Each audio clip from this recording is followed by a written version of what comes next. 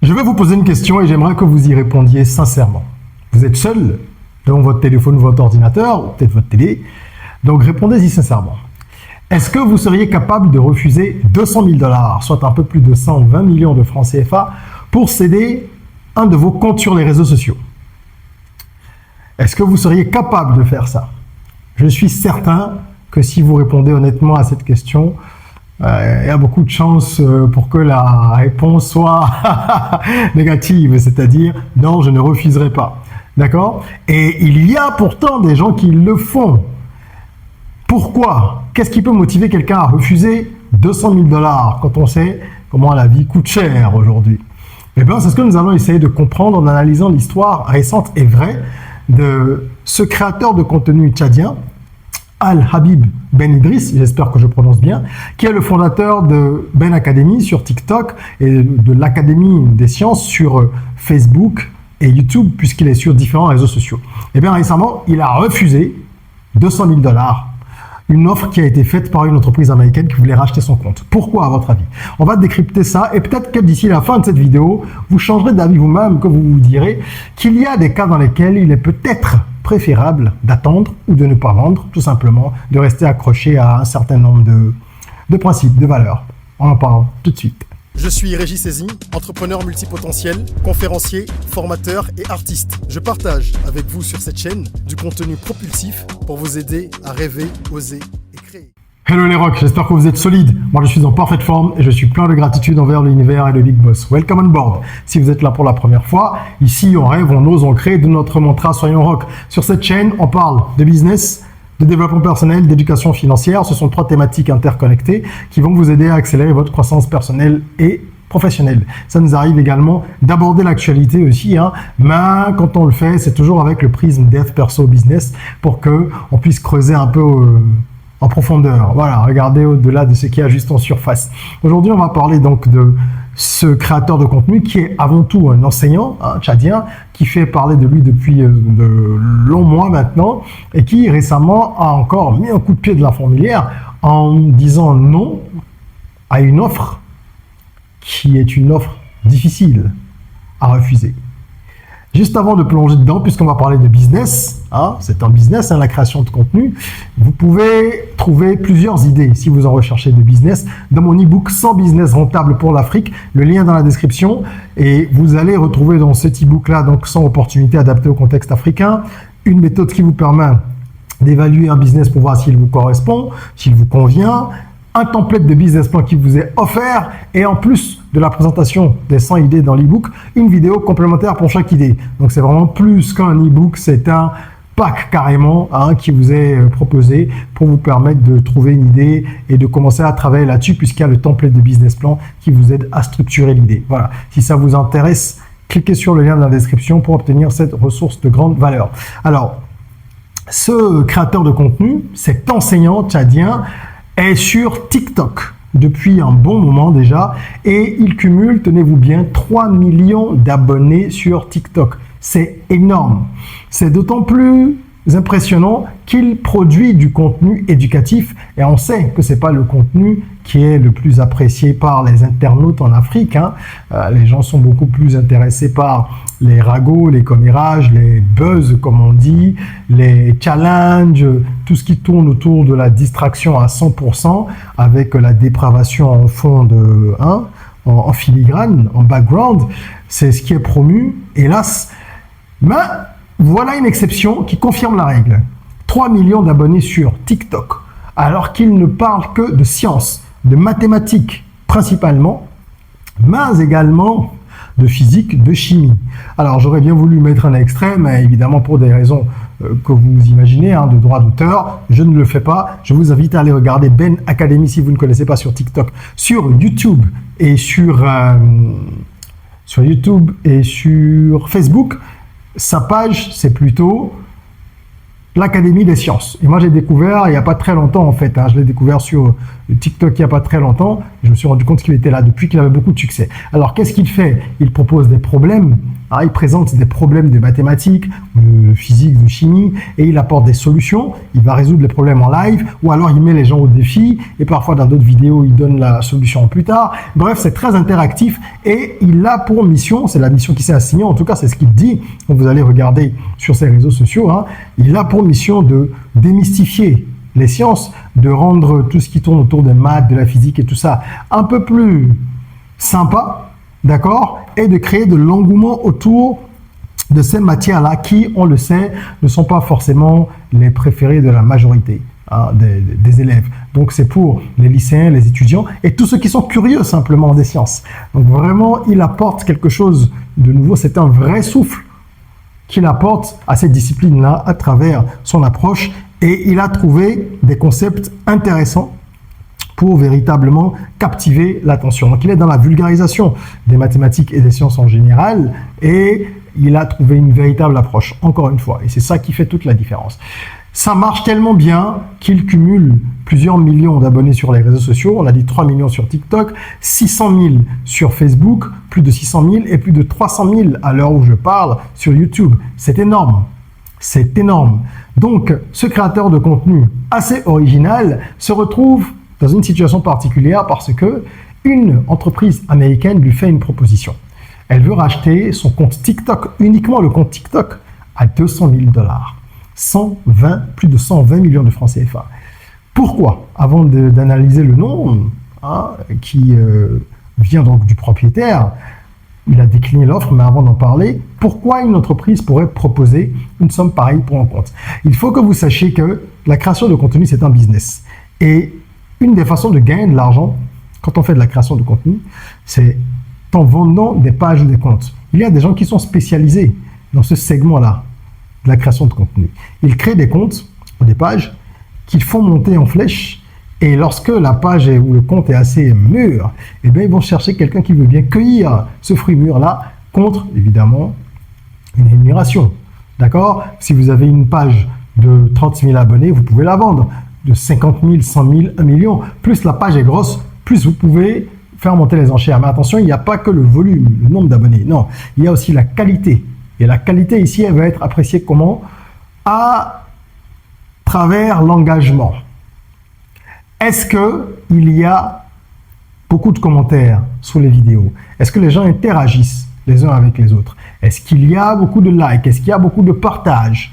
Comment ça se passe? Parce que si c'est une page sur laquelle il y a 300 000 abonnés et que finalement on se rend compte qu'il y a 2 commentaires à chaque fois, ça n'intéresse a priori pas grand monde. Vous pourriez la vendre à quelqu'un qui va redynamiser ça, mais vous n'aurez pas la même force dans les négociations.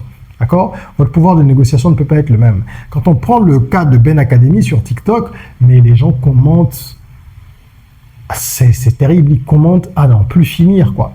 Parce qu'il y a des gens qui viennent justement pour dire que la réponse à tel problème c'est ça, ou c'est plutôt ceci, les gens se contredisent. Vous savez comment ça se passe, surtout quand on parle de science. Ceux qui s'y connaissent ou qui sont passionnés viennent et essayent de tirailler, on veut avoir raison. Bref, il a une communauté très active et très engagée, et ça plaît à certaines personnes morales ou physiques qui ont besoin, qui sont à la recherche de ce type de compte pour en faire quoi? C'est ça la question.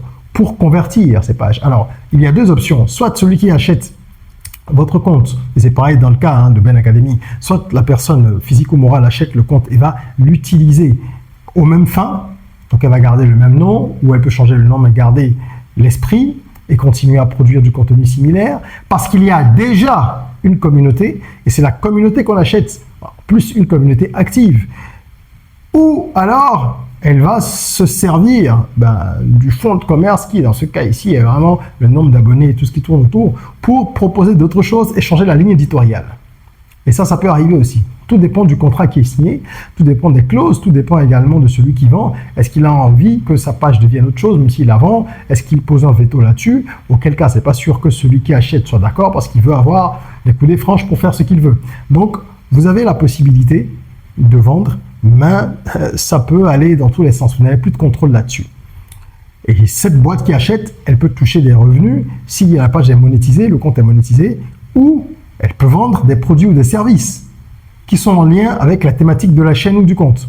Ça peut également être les deux. Récupérer la monétisation et vendre aussi des produits, vendre des formations, vendre pas mal de choses. Donc, c'est assez souvent la raison pour laquelle une personne X décide d'acheter une page, un compte, chez une personne Y. Notre professeur tchadien a tout bonnement refusé de vendre sa page. Et il a laissé entendre, en tout cas au niveau des sources qui sont disponibles en ligne, que c'est parce qu'il ne voulait pas trahir la confiance placée en lui par plus de 3 millions de personnes sur TikTok, 3,4 millions. Quand il parle de trahir la confiance, on peut supposer que lors des échanges préliminaires, puisqu'il a été contacté, il a dû poser des questions, il a certainement cherché à savoir ce qui serait fait de la page. Alors soit les objectifs du potentiel acquéreur ne lui convenaient pas, soit il n'a pas eu les informations qu'il demandait et il a préféré s'abstenir. En tous les cas, il a dit qu'il ne veut pas trahir sa mission. Donc c'est quelqu'un qui reste attaché à sa vision de base. Et c'est pour ça que je vous dis souvent ici sur cette chaîne, lorsque vous faites quelque chose véritablement avec le cœur et que vous voulez aider les autres, mais très sincèrement, c'est impossible que ça ne fonctionne pas. Ce monsieur, il a vraiment à cœur de démocratiser les sciences, de leur enlever un peu cette image ringarde là, d'accord, pour rendre ça un peu plus fun. Et il ne veut pas que ça s'arrête là. Il a la possibilité de poursuivre son aventure sans vendre. C'est clair que 120 millions de francs CFA, c'est beaucoup d'argent. Il aurait pu prendre cet argent-là, créer un autre compte, comme l'ont suggéré certains dans les commentaires, créer une autre chaîne, recommencer, etc. Mais quel message il enverra aux gens? Ah, j'ai eu une opportunité, je vends, je prends mon argent, maintenant je recrée autre chose, venez me suivre. Non, s'il vendait, il y a de fortes chances qu'il aurait quitté le paysage TikTok, peut-être qu'il se serait concentré sur YouTube et sur Facebook uniquement, puisqu'il fait déjà la même chose sur ces plateformes-là, mais il a beaucoup moins d'abonnés pour le moment sur ces autres plateformes. Donc il aurait pu accepter, d'accord, et continuer de l'autre côté. Mais vu que c'est la page forte, c'est le moteur même, hein, TikTok pour lui, il a estimé que c'était un mauvais message qu'il enverrait à sa communauté. Et je pense personnellement qu'il a bien fait. Je crois que nous avons des convictions parfois, il faut savoir les suivre. Il faut savoir les respecter. Moi, il m'est arrivé, il n'y a pas très longtemps d'ailleurs, de refuser une offre d'une société de paris en ligne qui voulait sponsoriser certains projets que j'ai parce que ça ne correspond pas à mes convictions, tout simplement. Je ne me vois pas prendre de l'argent d'une entreprise qui encourage les jeunes à parier, surtout les jeunes, même s'il n'y a pas que les jeunes, et qui contribue au déclin du continent, parce que moi, c'est ce que je considère. Et j'en ai parlé dans une vidéo récente d'ailleurs.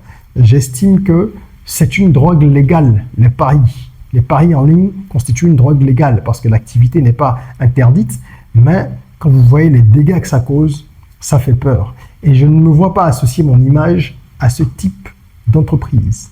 On ne dit jamais, jamais, n'est-ce pas? Mais pour l'heure, je ne pense pas. Et donc, moi, j'ai décliné une offre à plusieurs dizaines de millions de francs CFA récemment pour un projet pour lequel je n'ai pas encore de financement. Donc, ça m'aurait bien aidé. Mais je pense que j'aurais mal dormi pendant longtemps. J'aurais eu ça sur la conscience et ça ne me correspond pas. Bref, c'était une parenthèse pour vous dire que parfois, on ne se retrouve pas dans une transaction commerciale. Et à ce moment-là, il vaut mieux peut-être éviter d'y aller. Alors, si notre enseignant tchadien, Al-Habib Ben Idriss, avait des difficultés financières, peut-être qu'il aurait cédé. Mais lorsque vous n'avez pas de difficultés criardes, en tout cas, vous pouvez décider de vous abstenir et faire prévaloir vos valeurs. Moi, je pense qu'il faut faire prévaloir les valeurs en tout temps. Mais je mets quand même un bémol parce que c'est vrai que dans certaines situations, certaines personnes peuvent être amenées à faire des choses qui vont un peu à l'encontre de leurs principes. Nous sommes sur Terre, il ne faut pas être rigide à 100%. Par contre, avec les chiffres qu'il a sur les différentes plateformes, si tous ses comptes sont monétisés, il gagne déjà plusieurs millions de francs CFA par mois. Oui, parce que 3 millions d'abonnés sur TikTok, 300 et quelques mille sur YouTube et 600 000 sur Facebook, si ces pages sont monétisées, il a déjà plusieurs millions de francs CFA par mois. Auquel cas, il n'a pas besoin de se précipiter pour accepter une offre à 120 millions. S'il gagne 2 millions par mois, ne serait-ce que ça, je dis ne serait-ce, mais c'est déjà beaucoup dans nos environnements, n'est-ce pas? Est-ce que vous voyez ce que ça fait à l'année? Donc, en 5-6 ans, il a déjà récupéré ce qu'il a refusé là, en sachant que sa communauté va continuer à croître. Donc, il ne va pas faire ce chiffre en 6 ans.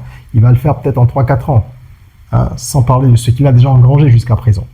Et c'est ça, parce que si on lui a proposé 200 000 $, il y a une évaluation qui a été faite certainement à horizon 4-5 ans, hein, assez généralement, par rapport à ce que ça génère déjà. Bref, il a préféré rester fidèle à lui-même. Moi, je trouve que c'est tout à son honneur. Je ne sais pas ce que vous en pensez. Il a donné priorité à l'éducation parce qu'il veut continuer sa mission. Il veut servir son peuple. Quand je dis son peuple, là, je parle des Africains surtout, même s'il n'y a pas que des Africains qui le suivent. C'est majoritairement ça. Ça prouve également que c'est un patriote. C'est quelqu'un qui est engagé, patriote et panafricaniste. C'est quelqu'un qui veut vraiment contribuer au développement du continent. Il a une intégrité certaine et il voit loin. La vision est vraiment à long terme. Vraiment, lui-même au-delà de la monétisation, il pourrait vendre un certain nombre de choses et c'est sûr qu'il y pense déjà. Ah, il est déjà à un stade où s'il propose des produits, des formations, quoi que ce soit aujourd'hui, avec le volume de followers qu'il a, il n'y a rien à faire, il va faire du chiffre.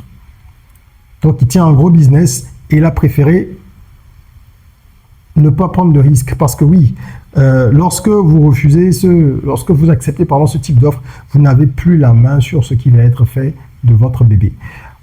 Je voudrais tout de même attirer l'attention des uns et des autres. Lorsque vous êtes dans une situation pareille, si vous refusez véritablement ce genre d'offre, faites attention par la suite parce que au niveau de la sécurité numérique, vous ne savez pas ce qui peut se passer.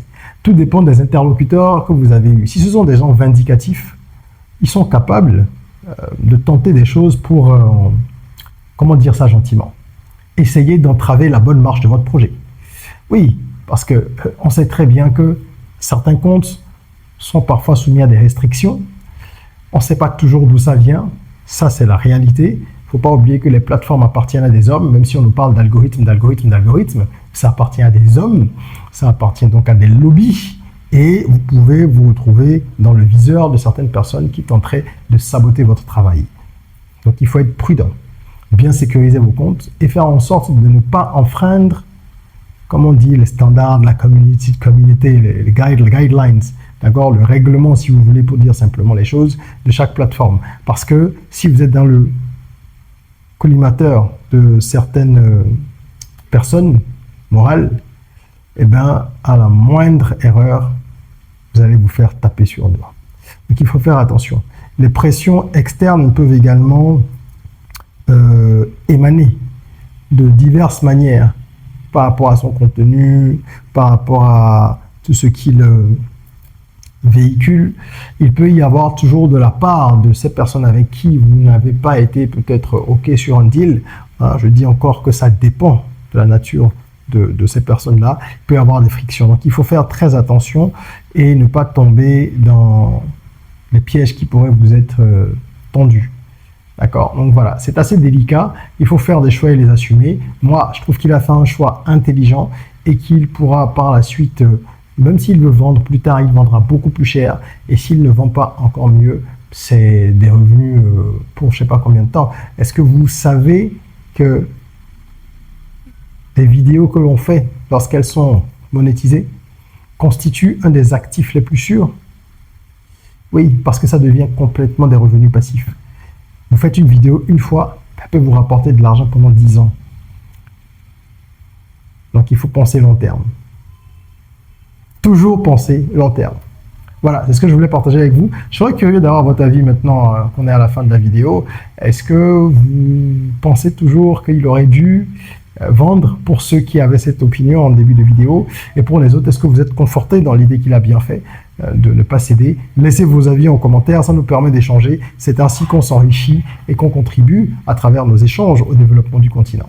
Mettez un petit like si le contenu vous a plu. Partagez la vidéo s'il vous plaît pour que le maximum de personnes puissent contribuer à ce débat-là. Ça permet aux algorithmes de promouvoir ce qui est éducatif justement et de ne pas uniquement faire la part belle à la distraction à longueur de journée. En attendant qu'on se retrouve pour une nouvelle vidéo, prenez soin de vous, de votre corps, mais aussi surtout de votre mind.